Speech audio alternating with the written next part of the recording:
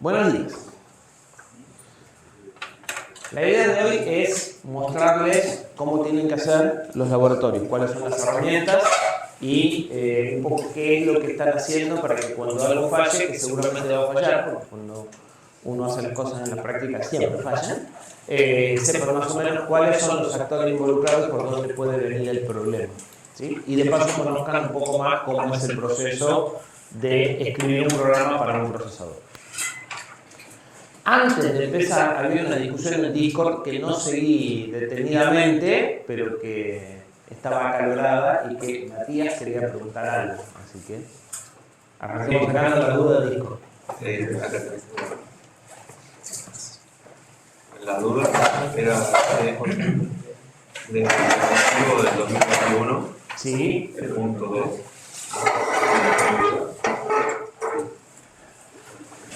¿Lo tenés a mano?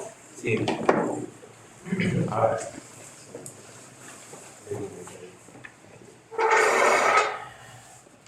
Da los valores de memoria y dice que se ejecutan las siguientes secuencias de instrucciones en el procesador con enrolamiento bien.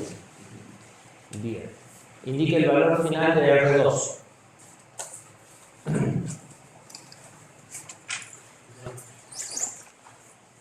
Y la instrucción es add R0 100 R1 y R2 R1, 000. Y les pide el valor de R2. Bien. ¿Y cuál dice que es el valor de R2? Es que yo lo que más vi que entendían, digamos, pero yo lo creo, diría lo de ese, No, eso es Deep Learning. Deep Learning dice que empezamos por la parte alta. O sea que el número va a ser A, B, C, D. La dirección baja tiene la parte alta. ¿Sí? Sí. De todas formas, si a mí no se me está escapando algo, no puedo saber cuál es el valor de los. No, pero la solución propuesta ¿Qué dice? dice al revés, digamos, al revés.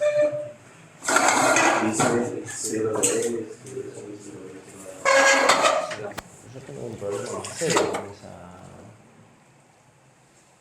con esa secuencia.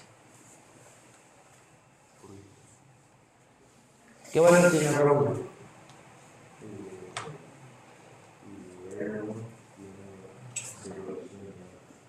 ¿Por qué? Claro. No sabe. No se sabe qué valor tiene R1. En la suma de R0 con 0,100. ¿Qué valor tiene R0? Tendremos que considerar serie. Entonces, por lo menos, suponiendo que R0 tiene 0, entonces R1 tiene 0,100 y entonces R2, después vamos a discutir si es bien en el cliente. ¿Sí?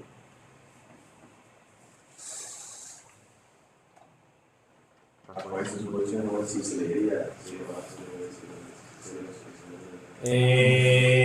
¿Tenés de posibilidad de teorías? ¿A mano? Sí. Porque creo que no lo podemos. En la diapositiva está ese mismo ejemplo y dice cuál es cuál. Yo creo que Big Endian guarda el byte más significativo en la dirección más grande, por eso se llama Big. Empezamos por el Big. Y entonces, esto es lo que vos tenés en memoria y esto es el número que se debe leer. ¿Sí? Porque así los tenés ordenados, mal no recuerdo volver al PDF, pero vos tenés el A en la dirección baja y es exactamente el ejemplo de la diapositiva. Probablemente. ¿Sí?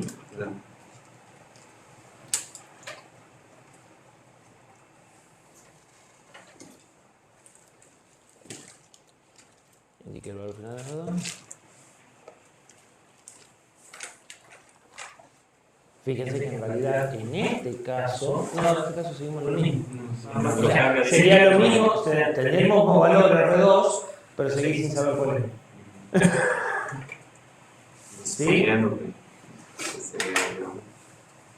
¿Cómo? Depende de RC, en las dos. Suponiendo que sea aerodinámica.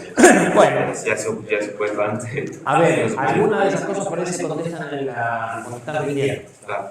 Por ahí pasó ese error y le dice, pero necesito saber el valor de R0 y verbalmente dijeron, R0 tiene 0. Entonces ahí podés resolverlo. ¿Sí? Sí. Pero el enunciado queda como se lo dio en su momento. Digamos. Si había un error, bueno, el error queda. A ver, acá directamente. Ahí directamente hacen un solo paso el modo indexado. Que era en realidad seguramente el objetivo principal del ejercicio. Sí, porque después qué diferencia hay. Claro. Bien. ¿Alguna otra duda que quieran discutir? ¿Seguimos entonces? Lo primero que vamos a ver es cómo se compila un proyecto en C. ¿Sí? Ustedes usaron un compilador de C, pero no saben exactamente qué están haciendo. Yo ya les dije que hoy por hoy nada se escribe en Assembler. Si bien hay porciones que se escriben en Assembler, son porciones, y esas porciones conviven con algún otro lenguaje, en general C. Además de que hay otros tipos de interoperaciones, por ejemplo, Python ejecuta cosas en C, JavaScript ejecuta cosas en C, entonces hay ejecución cruzada de código que proviene de distintos lenguajes de distintos lenguajes superiores. Para poder hacer eso, el proceso de compilación se hace en 3 partes, ¿sí? Buscando resolver, primero, que una parte esté en un lenguaje y otra parte esté en otro lenguaje, y segundo, que si el proyecto es grande, ¿sí? Cuando se cambia una porción del proyecto no hace falta recompilar todo. ¿Ustedes tienen idea cuánto lleva a compilar el kernel de Linux? ¿Tienen idea cuántos archivos son? ¿O cuánto pesa el código fuente? El código fuente de Linux pesa aproximadamente 650 megas. El código fuente. Compilar el kernel de Linux lleva una media hora, 45 minutos. ¿Sí? Si cada vez que cambian una línea hay que volver a esperar 45 minutos, no es una forma muy amena de trabajar. ¿Sí? Entonces, cuando hay proyectos grandes, no se puede recompilar todo cada vez que cambiamos una fracción. Entonces, para hacer eso, el compilador, para resolver eso, el compilador trabaja en 3 partes y hace cosas que ustedes ya conocen, pero no saben por qué las hacen. La idea es que a partir de hoy sepan por qué las hacen, por qué compilaban de la forma que compilaban.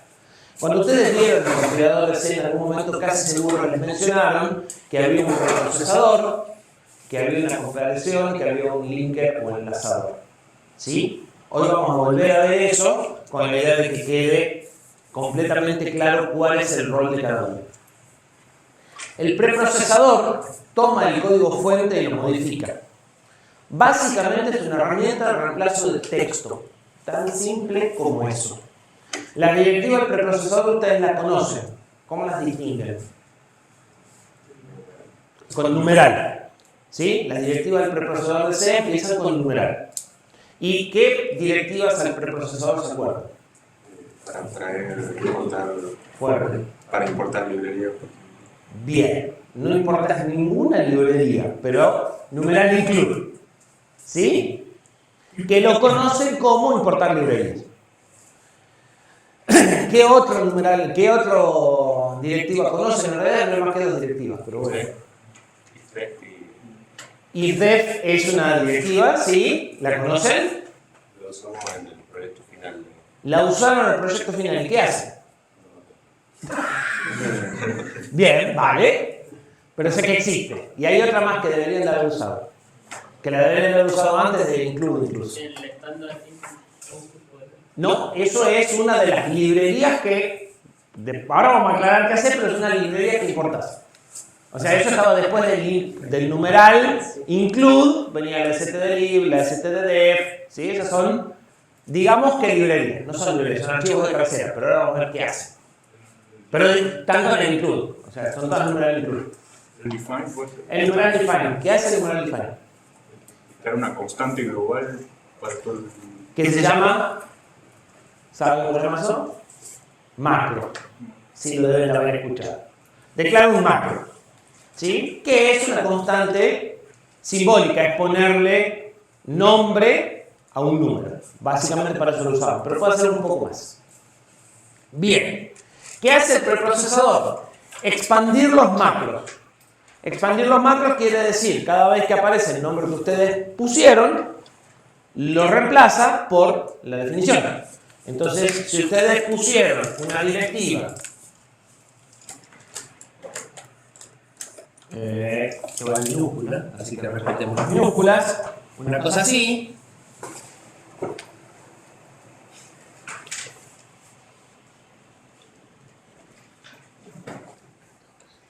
¿sí? Cada vez que aparezca pi, lo va a reemplazar por 314. Y hace búsqueda y reemplazo de texto. Nada más que eso. Busca esta cadena y la reemplaza por esta cadena. ¿Sí? Los macros podrían tener argumentos.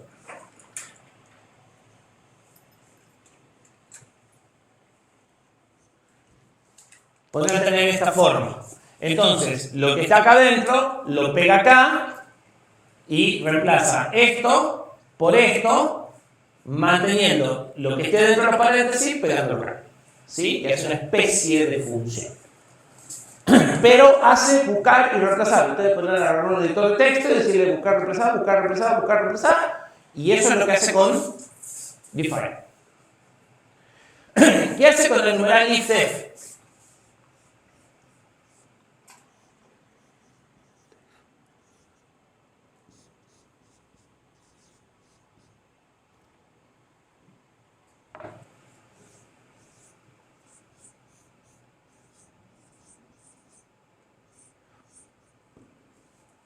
Esa es la estructura.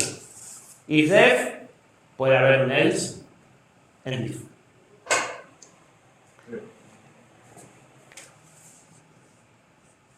El ifdef va seguido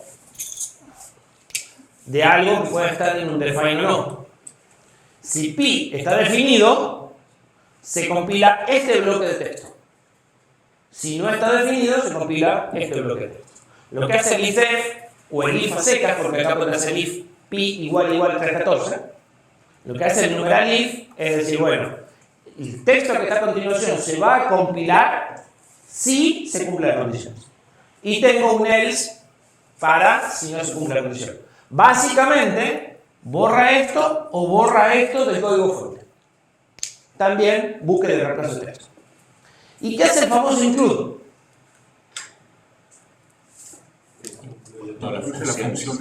No, incluye los prototipos.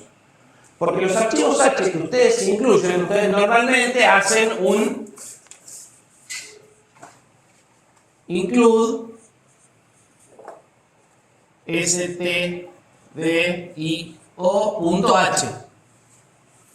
Si alguna vez abrieron ese archivo tiene cabeceras de función. ¿Sí? ¿Se acuerdan lo que es la cabecera? La declaración de la función terminada en punto y coma. ¿Sí? Entonces no incluye las funciones, incluye las declaraciones de la función. Es decir, le dice al compilador, hay una función que se llama de esta forma y recibe estos parámetros. Pero no le da el código, solo le da el prototipo. ¿Por qué? Porque para llamar a una función, que lo vamos a ver en el tema que sigue de Assembler, ustedes lo que necesitan saber es qué parámetros le pasan y en qué dirección están. ¿Qué dirección está? Lo voy a resolver en el enlazador más adelante. ¿Y qué parámetros les pasan? Lo necesitan ver del prototipo. ¿Sí? Entonces, lo que hace el compilador es preparar los parámetros y la llamada a la función. Y después en algún lado deberá aparecer el código de la función. ¿Sí? Pero el código de función no está en el include. En el include lo único que está es la información para que se la pueda llamar. Por eso es que no incluyen las librerías, incluyen las cabeceras de las librerías. Los archivos H, el H es de headers, porque son las cabeceras de las funciones. Y lo que hace es tan violento como agarrar el archivo y pegarlo en donde dice include. ¿Sí? De vuelta, procesamiento de texto. Eso se hace repetidamente hasta que no queda ningún define, ningún numeral. O sea, hasta que no queda ningún numeral define, ningún numeral include, ningún numeral if. ¿Sí? Entonces hace una primera pasada. Normalmente el include tiene include adentro. Entonces trae el primero, dice, pero sigue habiendo include. Trae de vuelta. Y así va reemplazando hasta que no queda nada. Y lo que queda es un archivo kilométrico que tiene todo lo que hace falta para compilar. Ahí están todas las cabeceras de las funciones del primer que ustedes usen. Ya se sacó el código que no hace falta, las constantes numéricas son numéricas, se eliminaron espacios de más, se eliminaron letras de más, ¿sí? Y está listo para compilar. ¿Sí? Entonces, una vez que el preprocesador termina, entra el compilador. El compilador lo que hace es traducir cada sentencia de C en secuencias del lenguaje ensamblador. ¿Sí? Lo que nosotros estamos haciendo ahora. El resultado de esto es un código que no es código ejecutable. ¿Por qué no es código ejecutable? Porque solo traduje un archivo C.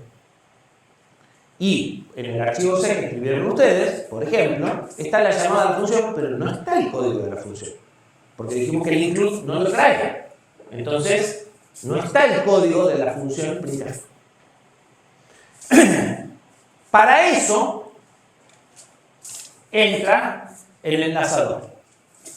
La idea es que cada archivo C se compila por separado y se obtiene fragmentos de código ejecutable, ¿sí? Independiente. De cada C se obtiene un archivo O, que es un archivo objeto.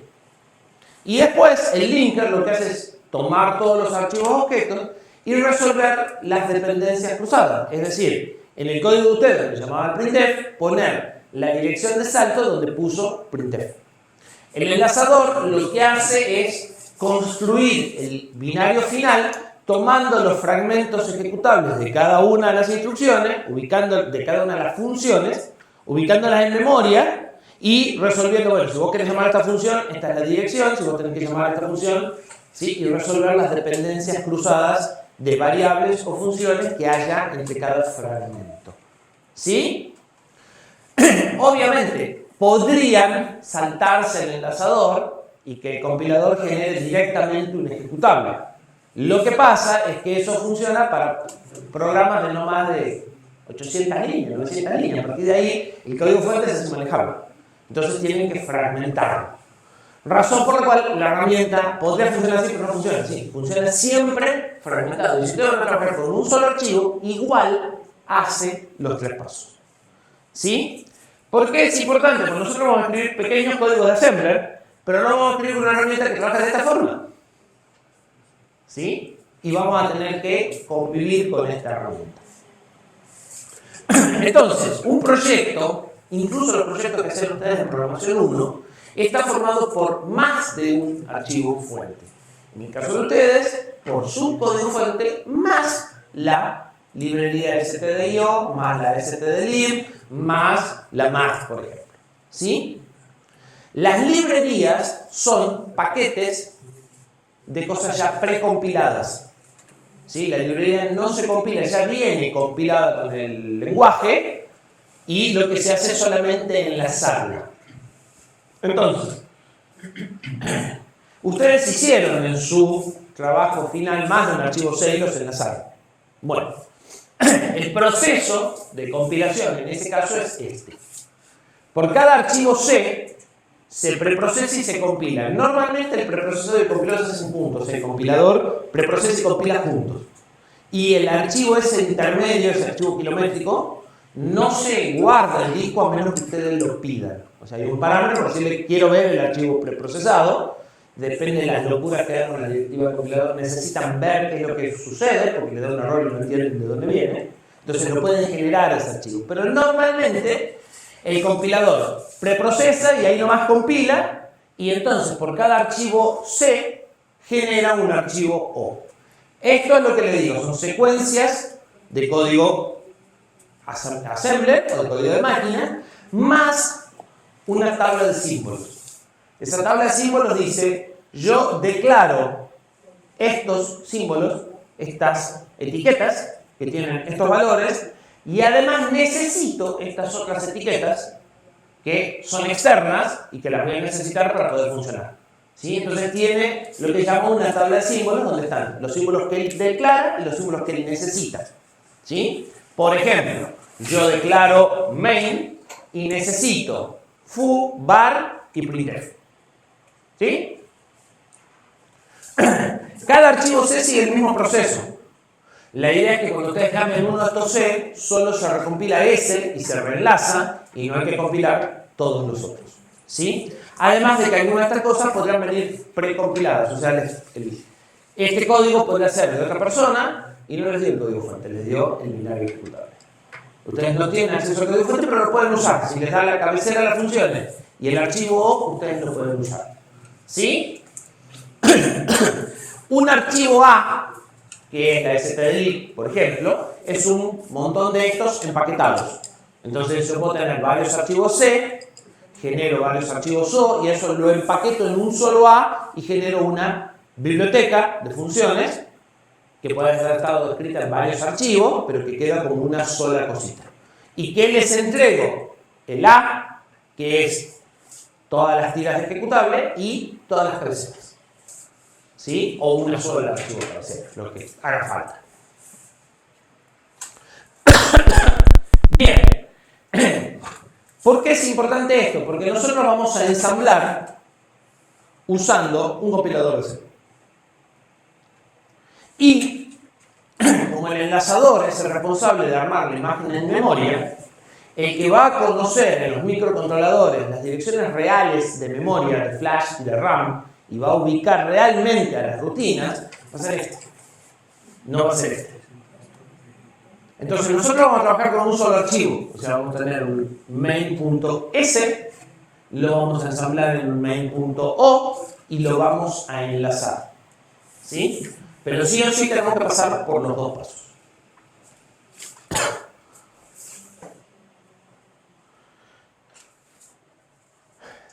Ustedes usaron, si no me equivoco, ya en programación 1, ¿cómo compilaban el proyecto final? Con make. ¿Saben lo que hace make? Bueno, lo que hace make es automatizar esto. Make, a partir de unas reglas, le dice, para obtener un O necesitas un C, y para obtener un programa necesitas todos estos O, y él ejecuta los comandos, se detecta qué archivos cambian, y en función de los archivos que cambian, decide qué es lo que tiene que compilar, y hace este proceso, o sea, porque esto es un comando, esto es otro comando, esto es otro comando, y esto es otro comando. O sea, para compilar el programa hay que ejecutar 4 comandos seguidos. Imagínense que Kernel de Linux que tiene 25.000 archivos. Entonces Make automatiza ese proceso.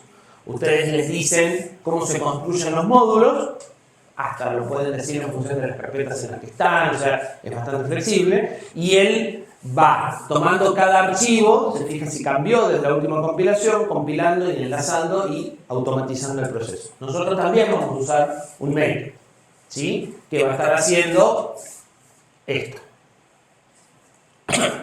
Pero la idea es que lo vean. Ahora, ¿qué es lo que obtengo acá? Un ejecutable. En el caso de Linux, ¿cómo lo ejecuto?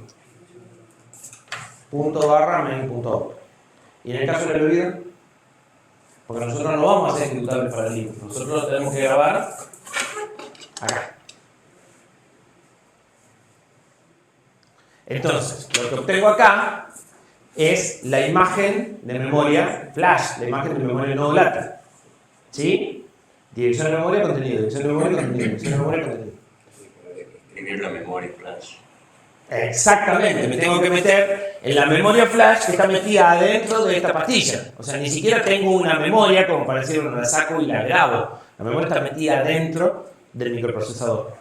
Ustedes no tienen acceso a los pines de la memoria para grabarlo. ¿Sí? Entonces, el microprocesador les da una herramienta para grabarlo.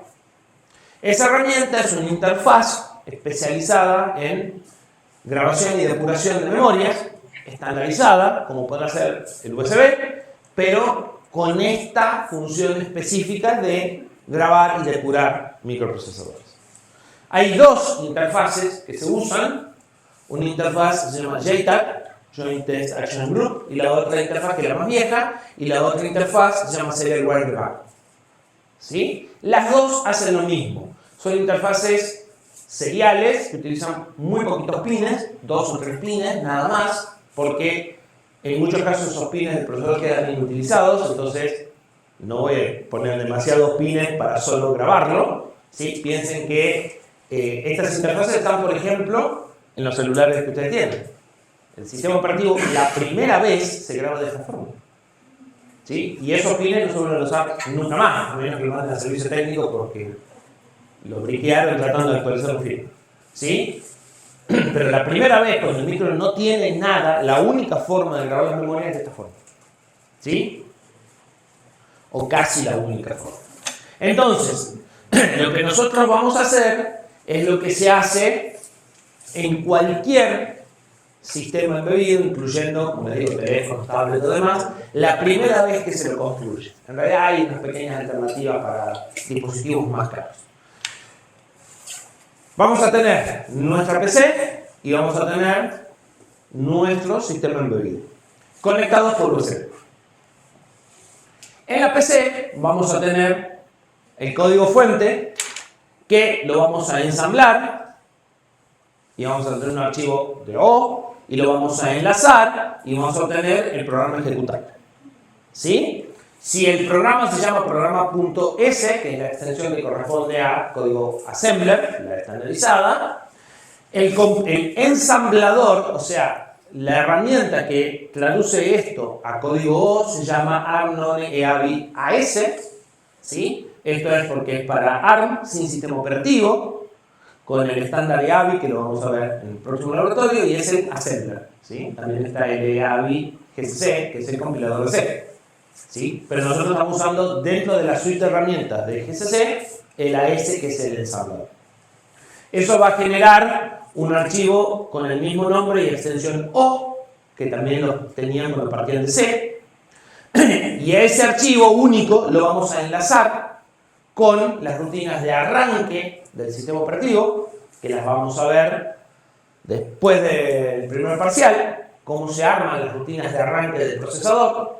Hay una serie de información que hay que darle y además le vamos a decir en qué dirección de memoria exacta tienen que estar. Todo eso lo va a hacer el enlazador, que es el ARM-None-EAVI LD. El resultado va a ser un programa.elf. ELF es la extensión para binarios ejecutables. Los archivos .exe de Windows son archivos ELF. Los archivos binarios de Linux, que suelen no tener extensión, son archivos ELF. Y la imagen de memoria que nosotros vamos a grabar también es ELF. Uno de los datos que están adentro de este programa, de este archivo, es para qué arquitectura, para qué procesadores. Entonces, si ustedes tratan de ejecutar esto, van a decir, no, esto es para un ARM M4 y vos tenés un X86. Este ejecutable vos no lo podés ejecutar. ¿Sí? Lo entiende y reconoce que es un ejecutable, pero que no es para tu plataforma o para tu sistema operativo. ¿Sí? Y ahora tenemos que llevar esto a acá. ¿Sí? Entonces, ¿cómo vamos a hacer? Bueno, vamos a usar dos herramientas. Una herramienta es el debugger. Ustedes usaron debugger, si no me equivoco. ¿Qué hacía el debugger? ¿Qué les permitía hacer el debugger? Ejecutar línea por línea, presionar los valores de memoria, reiniciar la ejecución y demás. Bueno, nosotros vamos a usar el mismo debugger que ustedes usaban. ¿Sí? Ustedes usaban GDB, nosotros vamos a usar el GDB para ARM sin sistema operativo con estándar EAVI. ¿Sí? Pero es el mismo GDB, nada más que para la plataforma esta. O sea, entiende assembler de ARM y no assembler de PC. El GDB de PC entiende instrucciones de PC. ¿Sí? Ese debugger que ustedes usan tiene una capacidad muy interesante, que es debuguear un programa que se ejecuta en otra PC. O sea, ustedes podrán haber conectado dos PC por red, ejecutar el programa en una y debuguearlo en la otra. Y cuando debugueaban sus programas, en realidad se estaban conectando por red a ustedes mismos. ¿Sí? Nosotros vamos a usar esa capacidad para conectarnos con esta. Para eso necesitamos un servidor de red que convierta el USB en lo que entiende el debugger. ¿Sí? Esa herramienta que está transformando los comandos del debugger, dame el contenido de la dirección de memoria 17, en algo que entiende este procesador, se llama OpenOCD. OpenOCD toma los comandos del debug, decirle, quiero ver tal dirección de memoria, quiero que ejecutes hasta tal instrucción, y los transforma en instrucciones JTAG que se mandan por el puerto USB. ¿Sí? En la parte de hardware tenemos un chip que convierte USB a JTAG, porque el micro es el que tiene JTAG. Este chip en los sistemas embebidos comerciales suele ser una herramienta. O sea, esto normalmente no está montado siempre en la placa, sino que tengo uno solo, lo enchufo, programo el micro y lo saco. Nosotros, como son para educación y siempre vamos a estar trabajando, está puesto directamente en la placa, está siempre en la placa. Pero esto es una herramienta de programación. Yo me conecto, hago lo que tengo que hacer y me desconecto. ¿Sí? Y el micro lo que sí tiene siempre es la interfaz de esta JTAG. Y esto es un adaptador JTAG USB. ¿Sí? En nuestro caso está permanente en la placa. Y dentro del micro vamos a entrar mucho en detalle, que hay un pedazo de hardware, que es un pedazo del control, que es el que maneja esta interfaz JTAG y puede hacer dos cosas. Puede mandar información a la flash o puede controlar al CPU. Va a poder decirle, pará, no ejecutes más instrucciones. ¿Sí? Y va a permitir que el CPU ejecute de alguna instrucción y me va a permitir sacar los valores de los registros del CPU para mostrármelos y que este me los muestre y me diga, R0 tiene tal valor.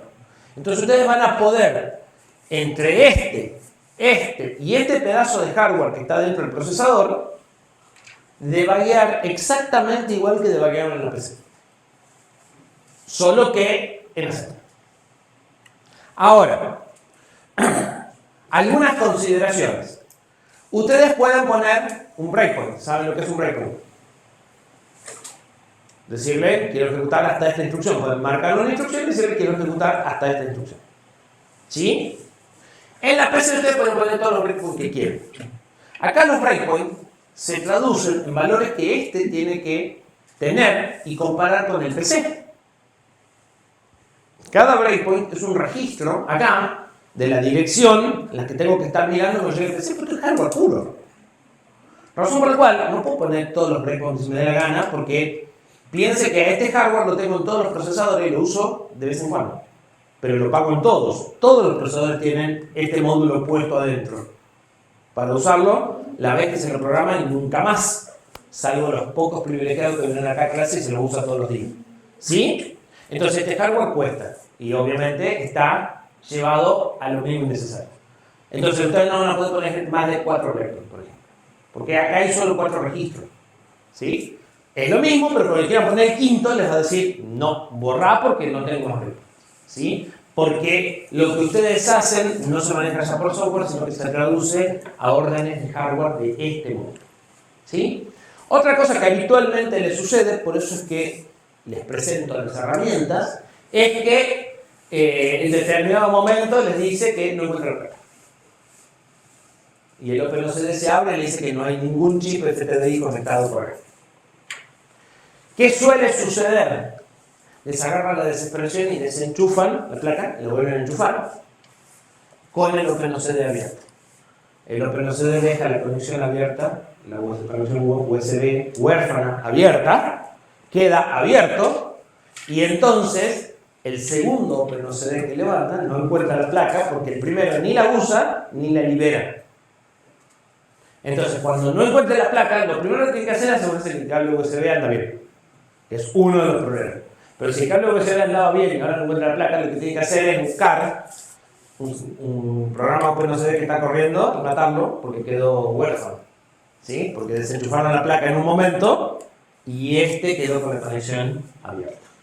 ¿Sí? Esos son los problemas habituales que suelen tener. Esto no hace falta y algunos nombres. La imagen ELF es la imagen binaria tal como se va a grabar en el procesador, ¿sí? El debugger es GDB y es una herramienta que les permite leer el archivo ELF, prepararlo para ejecutar y además hacer inspección y ejecución paso a paso. Ustedes ya usaron GDB, ¿sí? Lo mismo que hacen en la PC lo van a poder hacer en el embebido. OpenOCD es ese traductor y el circuito, ese que yo les decía que hace la traducción de USB a JTAG, normalmente se llama POD, ¿sí? Y es una interfaz electrónica de adaptación que queda de imagen. Y ahí están los nombres de las herramientas. Bien.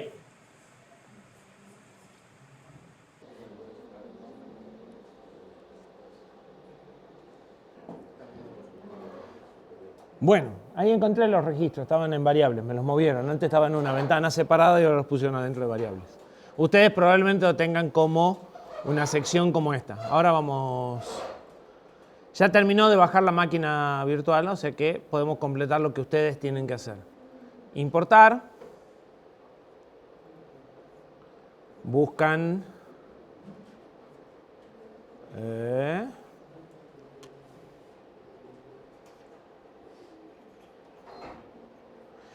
Detalle, la máquina pesa 2 GB y es una plantilla para construir la máquina que va a ocupar otros 2 GB, 2 GB y pico.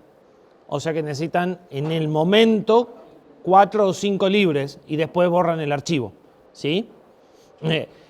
A este archivo lo podrán mantener en un pendrive, por ejemplo, si están medio justo de espacios. Entonces le importan. Acá les dice dónde se va a generar la máquina virtual realmente, ¿sí? Y si quieren ajustar alguna configuración que no hace falta y aceptan. Y después de un ratito, que puede ser más largo o más corto de acuerdo a la máquina de ustedes, termina la importación y aparece la máquina virtual. Una vez que aparece la máquina virtual, el archivo SOVA lo pueden borrar, ¿sí? Eso es una plantilla, no es la máquina en sí. La máquina se construye a partir de esa plantilla. ¿Dónde tenemos la máquina virtual? Ahora les paso el enlace. Creo que está en la página, en la parte de descargas de la página web. Eso es un archivito que hay que poner adentro de la máquina virtual. Ese es esta carpeta que dice configuraciones. Bueno, hay un par de archivitos de estos que tienen que cambiarlos. Pero es para más adelante. Fíjense que dice sistemas con micro. Cuando le hacen doble clic, arranca.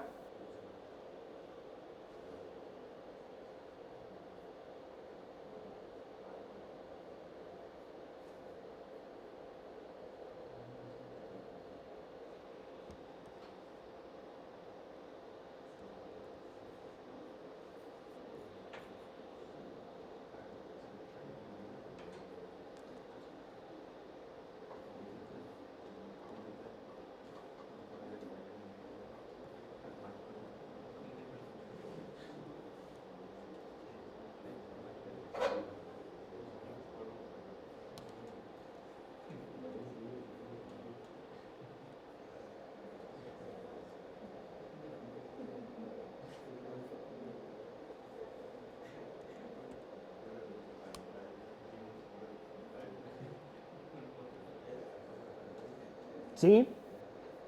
Y tienen, no se ve nada, view,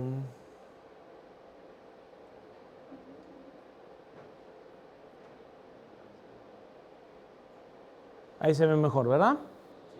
Tienen Visual Studio Code y hay un detalle importante que ustedes tienen que hacer. El dispositivo USB de la placa lo tienen que conectar a la máquina virtual y no a la máquina real. Para eso, cuando ustedes enchufan el dispositivo, a veces les va a preguntar y a veces ya lo va a hacer. Si ustedes se vienen, esto que está arriba es el menú de la máquina real. En la parte de Devices USB, ¿Ven que el FTDI Dual tiene el tilde? Eso quiere decir que está conectado a la máquina virtual. De todos mis dispositivos USB, ese particularmente, que es el que tiene el tilde, no está conectado a la máquina real, sino a la máquina virtual. Si yo en este momento corro el Visual Studio Code de la Mac, me va a decir que la placa no está enchufada, y si corro el de la máquina virtual, el que vamos a usar, sí lo va a ver. Si no encuentra el dispositivo, lo primero que se tienen que fijar es esto, es que el dispositivo esté habilitado y esté conectado a la máquina virtual. ¿Sí? Hecho eso, el proceso debería ser el mismo. Fíjense que, como les decía, esto está más limpio. Podemos hacer el archivo de vuelta, conversor.h.s. Yo debería de poder copiar aquí y pegar acá.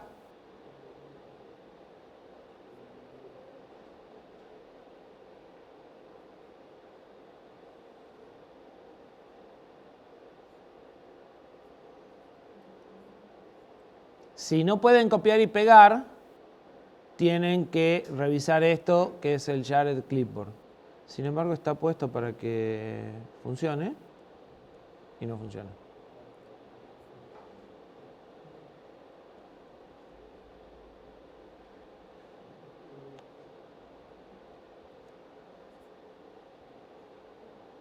Copiar.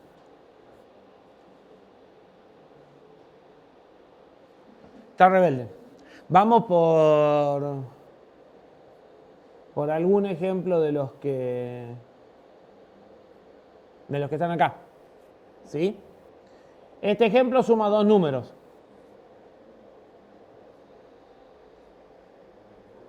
Tengo dos números de 8 y hace la suma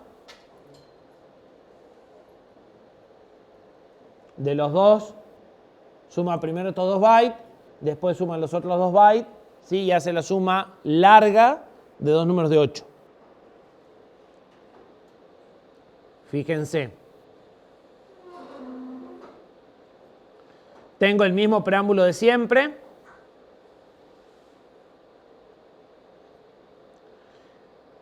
Tengo esto, que no lo vimos, que es EQ, tamaño 4. Eso es lo mismo que define, tamaño 4. ¿Sí? En lugar de 4 puedo usar la palabra tamaño. El EQ es el equivalente al define. Defino dos números, num1 y num2. En este son 2 bytes, 85 y 09, y en este 59 y 04, y 2 de espacio para el resultado. Y defino una estructura. Este es un problema del práctico, en donde en la dirección base pongo el valor de la etiqueta, la dirección de memoria num1. O sea, num1 es una etiqueta, es una dirección de memoria. A esa dirección de memoria la guardo en base. En base más 4 guardo la dirección de memoria del segundo, y en base más 8 la dirección de memoria del resultado. ¿Sí? Y entonces el programa recibe un puntero a base, tiene que obtener las direcciones de memoria en registros y con esos valores ir a memoria y obtener los números y sumarlos. ¿Sí? Entonces, cargo la cantidad de bytes que tengo que operar. Este es el contador. Apunto R0 a acá. Cargo lo apuntado por R0 en R1, es decir, cargo num1, o sea que apunto a acá, R1. Apunto R2 a acá, cargándolo de base más 4. Y R0 lo apunto ahora al resultado porque ya no lo necesito. Y entonces, después de estas tres cargas, R0 apunta acá, R1 y R2. ¿Sí? Y a partir de ahí hago un lazo. Comparo R3 con 0. Si es igual a 0, termino. Si no es igual a 0, cargo en R4 lo apuntado por R1, es decir, cargo el 85, y muevo 1 R1. Hago lo mismo con el segundo operando. Lo sumo, o sea, sumo estos dos. Sumo R4 con R7. En R7 tengo el acarreo que podría traer de la vuelta anterior. Como estos son los primeros bytes que sumo, no tengo acarreo, pero después cuando sume esto voy a tener el acarreo. Al acarreo lo tengo en R7, lo dejo en R7. ¿Sí? Pongo R7 en 0, después de la suma. Hago... estoy sumando números con BCD. Estos números son BCD.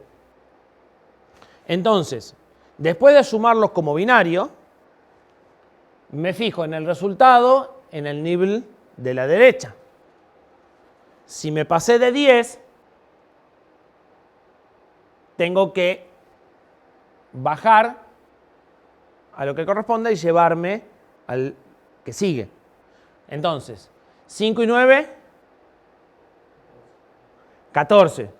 O sea, ¿C? Creo que sí. Pero eso no es BCD. Tendría que poner el 4 y llevarme el 1 al 8 y 5 del lado que está al lado. ¿Se entiende lo que quiero hacer? Entonces, con esta instrucción me quedo en R5 con los bits menos significativos de R4. En la clase que viene vamos a ver estas instrucciones. Lo comparo con 10. Si me pasé de 10, le resto 6. Al restarle 6, obtengo el 4 que me hace falta en el 14. A ver. Suma 6. Suma 6. Y entonces obtengo, al sumar 6, el 14, el 5 y 9 es 14 en decimal. 14 en decimal, ¿cuánto es en hexa? E.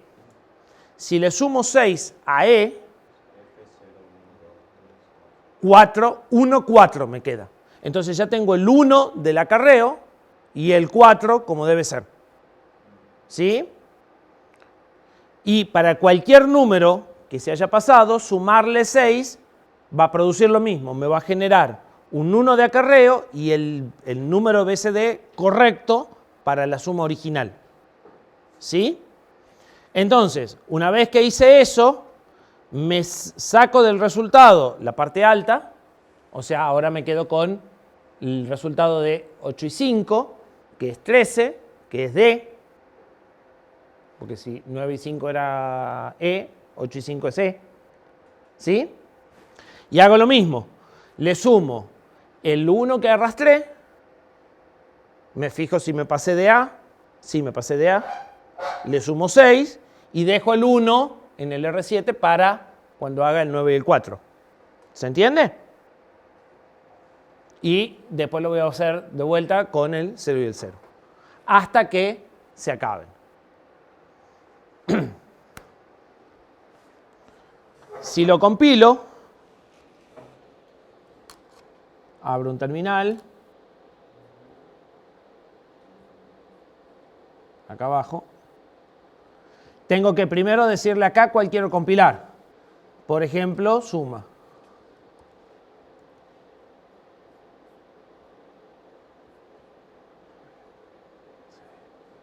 Hago make,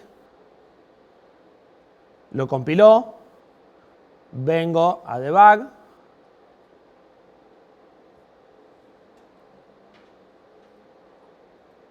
y ahora me fijo acá en debug console si anda. No parecería estar andando.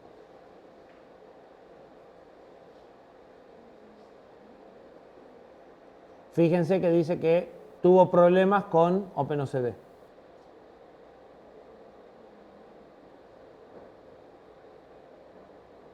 Pero me debería demostrar acá el problema.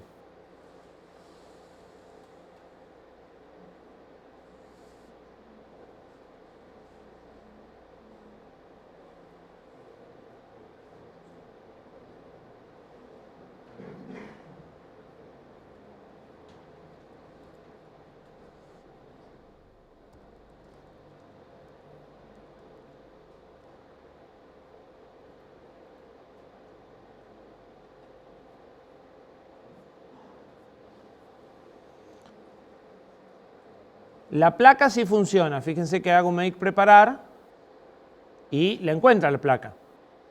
¿Sí? O sea, no tengo problema ni con el cable ni con la conexión. El problema lo tengo de configuración, en principio.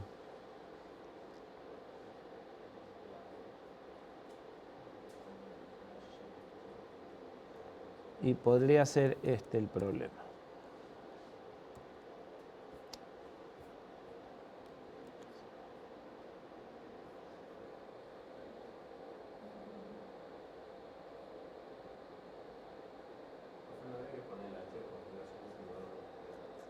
No, porque son distintas. De hecho, creo que el problema es que está la versión nueva, justamente.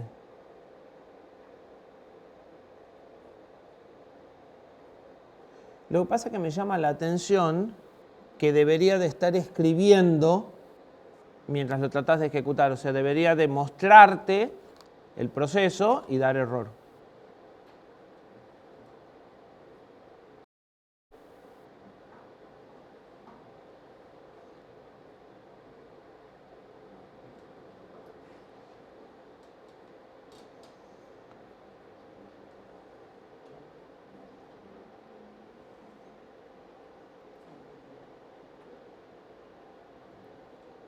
A ver qué pasa si hago...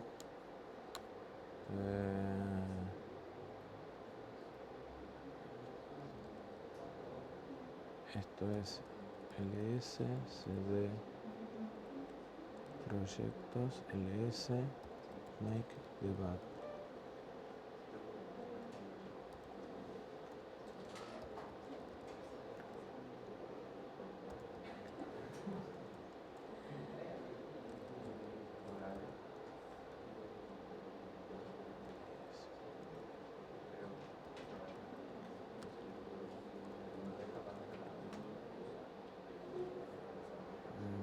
File.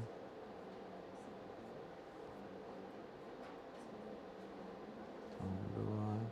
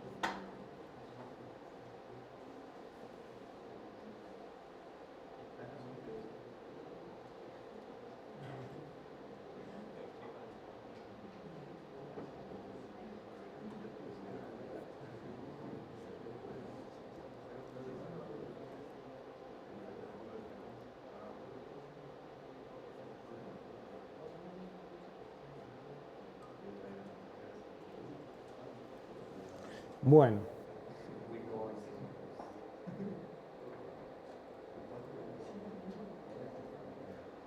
Ya vemos qué le está pasando, por qué no puedo debuguearlo en la máquina virtual. Porque el archivo debería de aparecer en la página, si no se los pasamos por Discord. Está en un drive compartido.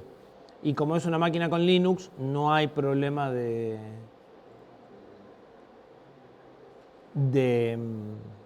licencias.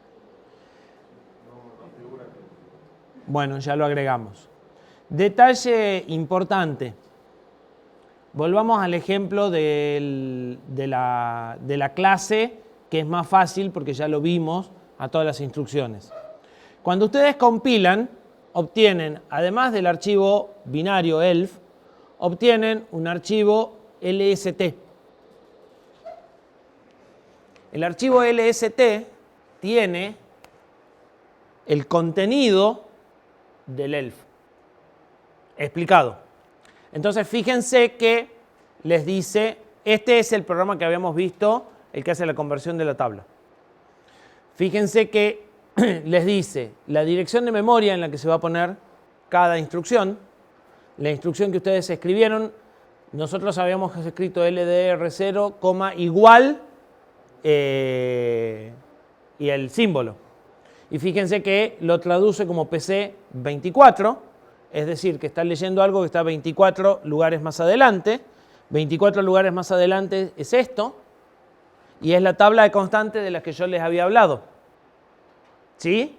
Entonces, como yo necesito cargar el 1800, que es la dirección de memoria del primer elemento que quiero convertir en R0, él puso el valor hexa en una dirección al final del programa, en donde pusimos la directiva pool, y carga R0 utilizando modo relativo. ¿Sí? Y les está diciendo cuál es la dirección efectiva que él calculó, ¿sí? O sea, de dónde va a levantar la constante. Y fíjense que la constante está expresada como stop más 4, o sea, de la última etiqueta 4 bytes adelante. ¿Sí? Esto es el valor hexadecimal que va a grabar en memoria. Estas tres instrucciones son de 16 bits. ¿Sí? Y fíjense que, como tienen el mismo offset, por ejemplo, estas dos, esta parte debe ser el offset. ¿Sí? Esto da 0,6 y esto da 0,7. Y las diferencias acá son el R0, el R1 y el R3. ¿Sí? O sea, un pedacito del 4 y un pedacito de estos bits son el código de operación.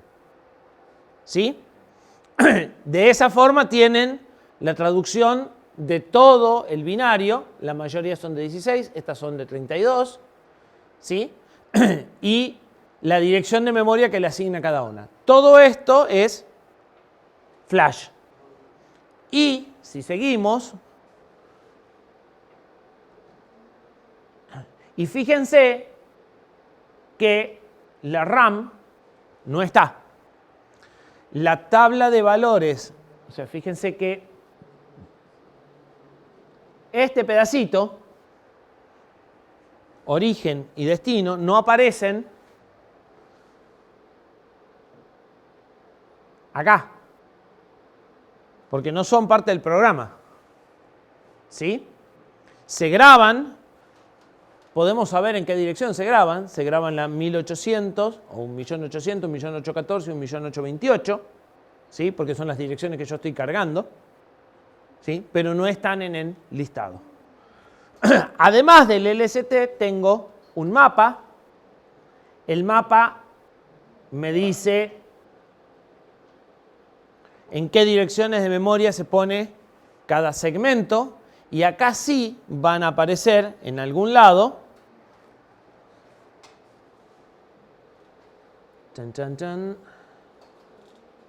los segmentos de datos, o deberían de aparecer los segmentos de datos.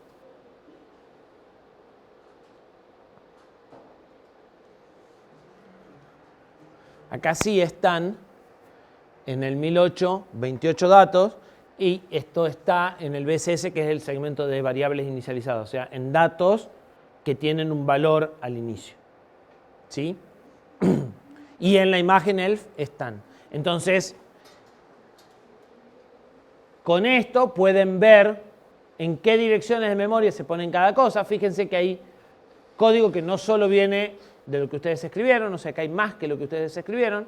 Ahí están las direcciones de memoria de cada parte, y esto es lo que realmente se va a grabar en la máquina. ¿Sí? O sea, acá pueden ver el resultado del ensamblado.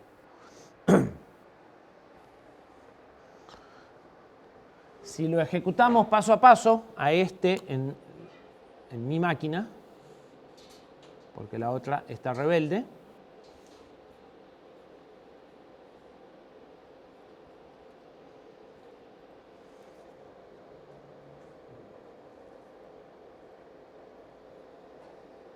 Acá en variables yo puedo ver los registros, los puedo ver en decimal o en hexa, ¿sí?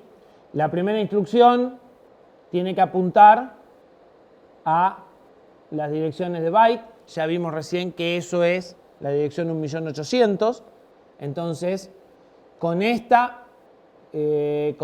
este puedo hacer paso a paso.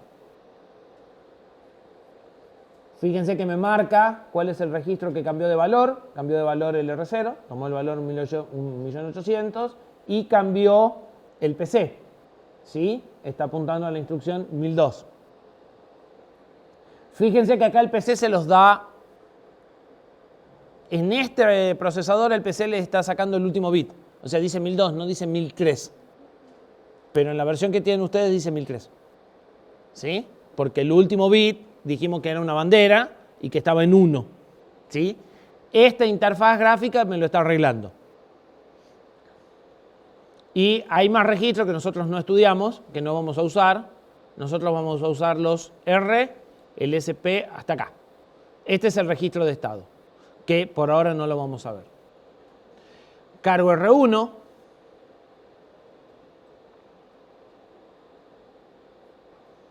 Cambia R1, apunta 20 lugares más adelante, porque habíamos reservado 20 entre origen y destino. R3 apunta a la tabla. La tabla, fíjense que está en los 1000 y no en los 1800, porque está al final del código. Y ahora compara R2 con FF, o sea, carga R2 con el 6, lo compara con FF. Fíjense que cambia el XPSR porque ahí están las banderas de estado. ¿Sí? Entonces acá hay una bandera que dice que no es 0. Como no es 0, no voy a saltar al final, sino que voy a seguir ejecutando. Cargo en R2 la suma de R2 con R3.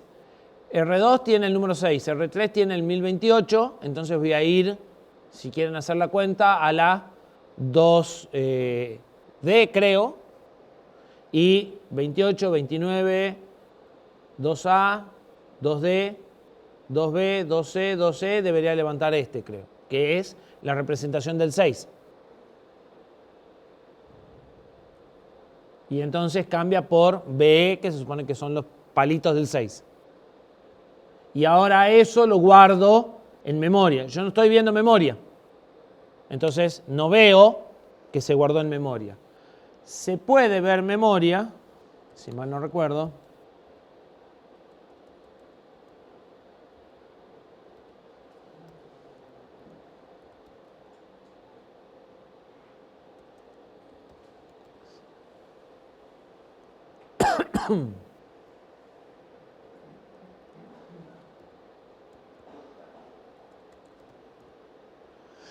En la guía hay un comando que pueden escribir acá para ver memoria, que no me lo acuerdo. Entonces ponen la dirección de memoria y les va a mostrar el valor hexa de memoria en una ventanita que se abre separada para ver que realmente el BE llegó a la dirección que le corresponde en destino.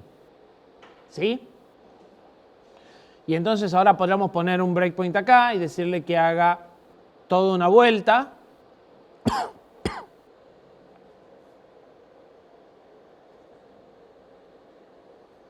Y como estoy en el valor 2, voy a seguir ejecutando.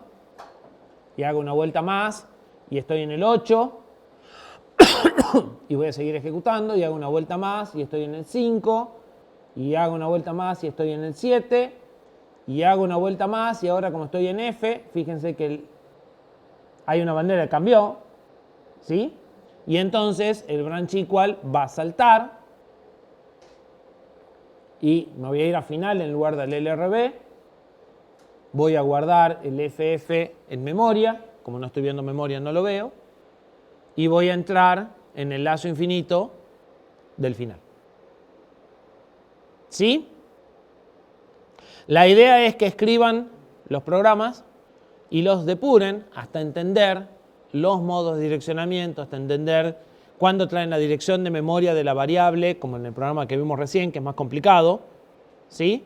Y entender realmente las instrucciones y hacerlos andar. ¿Cómo van a rendir esto dentro de 15 días? Yo le voy a decir, bueno, al programa que hacía conversión de código, los bits están conectados de otra forma, por ejemplo. Entonces tienen que cambiar la tabla y ahora es BCD compactado. Entonces tienen que leer de a dos y traducirlo separado. O sea, y es una mezcla del problema 1A y del problema 2B del práctico. La idea es que ustedes rinden al libro abierto con la máquina. Toman los códigos, sacan los pedazos que hacen falta y los mezclan. ¿Sí? No los escriben de cero, pero para eso tienen que haber entendido bien cómo se hacían todos los del práctico o los del laboratorio. ¿Sí? ¿Está claro? ¿Dudas? Necesito que armen grupos de 2 para darles las placas.